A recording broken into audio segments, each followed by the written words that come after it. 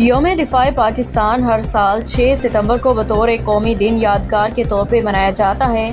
6 ستمبر کے حوالے سے تنظیم الفلاح مشین محلہ میں ایک پروقار تقریب کا اہتمام کیا گیا، جس کے مہمان خصوصی ڈاکٹر شہزانہ امتیاز صاحبہ تھیں۔ تقریب کا آغاز تلاوت قرآن پاک نعت رسول مقبول صلی اللہ علیہ وآلہ وسلم سے کیا گیا۔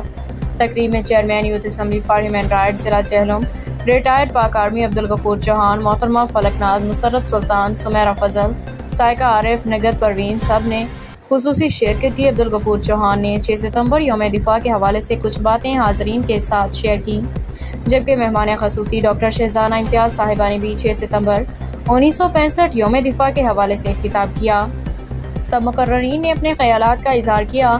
تقریب اسٹیٹ سیکرٹری کے فرائض ڈاکٹر شہراز اکبر نے سر انجام دیے۔ محمد عمر بٹ نے تنظیم الفلاح کے بارے میں روشنی ڈالی۔